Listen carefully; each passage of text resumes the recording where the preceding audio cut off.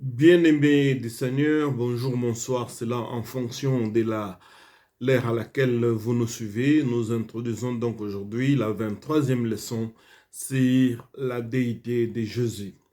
Parlant de Jésus, nous devons d'abord savoir que sa naissance a été annoncée depuis les jardins d'Éden, alors que lui existait avant la fondation du monde. Genèse 3, 15 nous dit, c'est Dieu qui parle, je mettrai inimitié entre toi et la femme, entre ta postérité et sa postérité, celle-ci t'écrasera la tête et tu lui blesseras les talons. Il s'agit dans cette postérité de Jésus qui devra donc écraser la tête du serpent.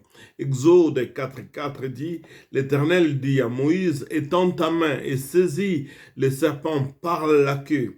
Vous savez, Moïse ne devait pas s'occuper de la tête.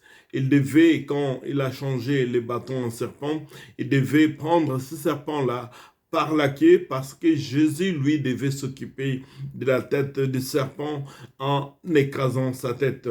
Ésaïe 9,6 nous dit, car un enfant nous est né, un fils nous est donné, et la domination reposera sur son épaule. On l'appellera admirable, conseiller, Dieu puissant, Père éternel, Prince de la paix. Vous voyez qu'ici, on parle d'un enfant qui nous est né selon la prophétie dans la bouche d'Ésaïe, mais cet enfant s'appelle Dieu puissant, Père éternel, Prince de la paix. À travers ce texte d'Ésaïe, Jésus n'est pas le Fils éternel comme le disent certaines écoles. Il est le Fils engendré comme le souligne le livre des Psaumes, chapitre 2, le verset 7.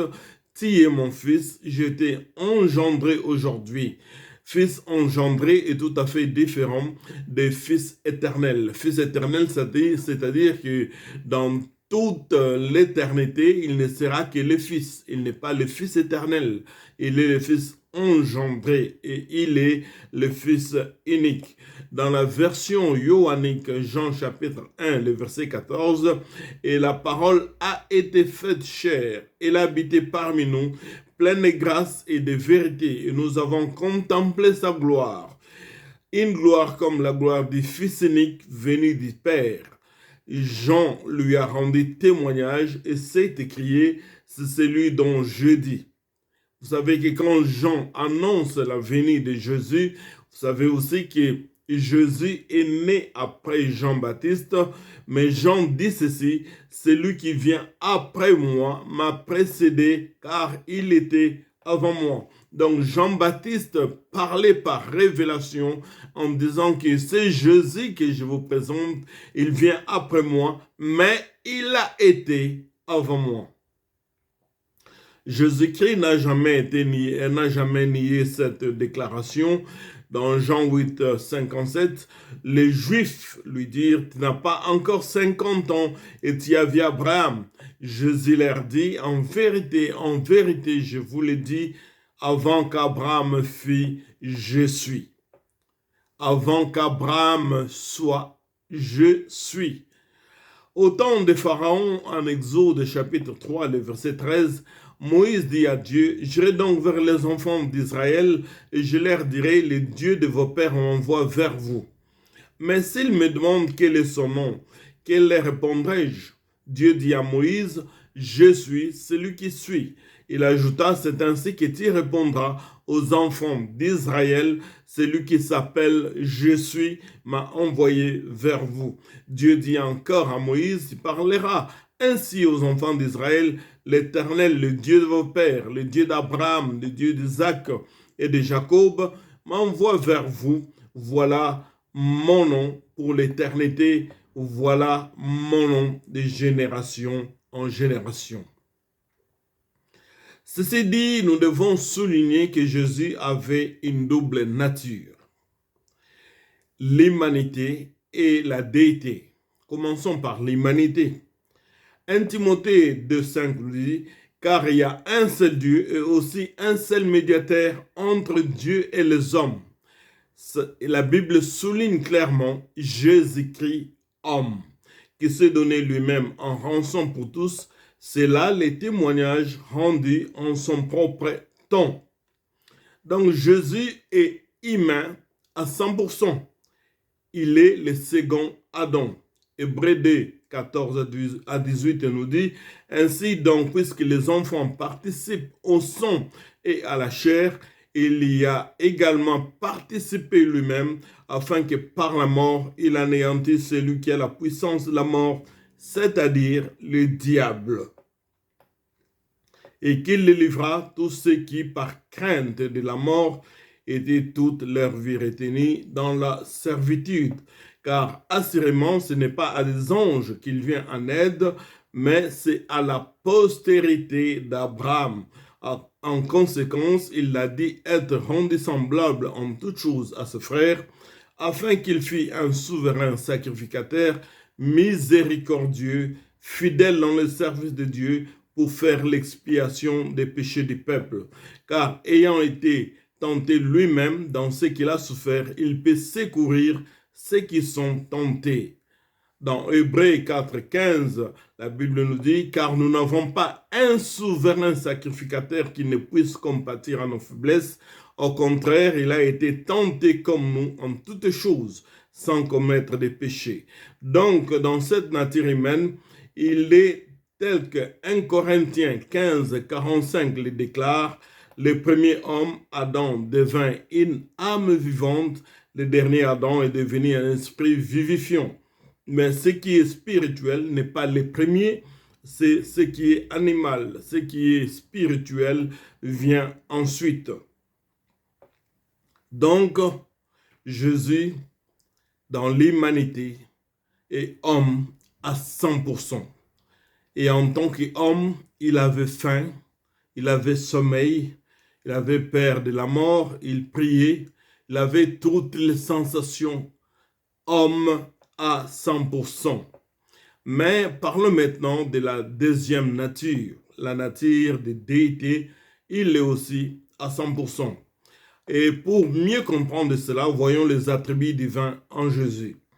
Il est omnipotent en Matthieu 28, 18, il dit « Tout pouvoir m'a été donné dans le ciel et sur la terre ». Il est omniscient en Jean 16, 30, ses disciples lui dirent, maintenant nous savons que tu sais toutes choses. Il est omniprésent, psaume 139, 7, où irai-je loin de ton esprit, ou fuirai-je loin de ta face, si je monte aux cieux, tu y es, si je me couche au séjour des morts, tu voilà. En deuxième position, à côté de ces attributs, il y a lieu de souligner les prérogatives divines que possédait Jésus de Nazareth. Les prérogatives sont donc des avantages. Et là, nous soulignons les droits d'être adoré. Première prérogative. Matthieu 14, 33, Luc 24, 52, nous voyons que Jésus acceptait l'adoration, qu'on puisse l'adorer. Rappelez-vous certaines théophanies dans l'Ancien Testament, ou même Jean dans l'île de Patmos, il a voulu s'agenouiller devant un ange, l'ange lui a dit, non, je suis ton compagnon de service, on ne peut adorer que Dieu. Mais Jésus acceptait qu'on puisse l'adorer. Donc il avait cette prérogative d'être adoré. Il a le droit de pardonner les péchés tels que Luc 7, 48 et Marc 2, 5 et d'autres versets d'ailleurs les témoignent.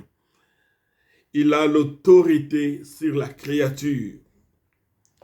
Il apaise la tempête. En Marc chapitre 4, le verset 39, vous connaissez cet épisode où les disciples tremblaient en disant « Nous allons mourir ». Mais quand Jésus s'est réveillé de son sommeil, il a menacé la tempête. Jésus marche sur l'eau pour montrer qu'il a la domination sur l'eau. Jean 6, 19. Un peu plus loin, nous verrons d'ailleurs qu'il avait la force sur la pesanteur. Il a levé seulement les mains, sans réacteur, sans moteur, il est monté au ciel. Jésus multiplie les pains et change l'eau en vin dans Jean 2 et Jean 6. À côté de toutes ces prérogatives bien-aimées de Dieu, vous venez de voir que ce qui appartenait à Dieu comme attribution, ces mêmes attributions, nous les trouvons dans la personne de Jésus-Christ. Ce qui est très important, il pardonne les péchés. Ce qui est très important, même les démons s'inclinent pour l'adorer. Nous ne pouvons pas faire une panoplie de versets. Nous laissons le soin à tout étudiant de pouvoir approfondir cette matière sur la déité de Jésus et savoir que toutes les caractéristiques qui étaient en Dieu, nous les trouvons en Jésus. Quelqu'un dira, mais pourquoi est-ce qu'il criait à la croix, Père, Père, m'as-tu abandonné? C'est simple. Là, c'est la nature humaine qui crie à la déité.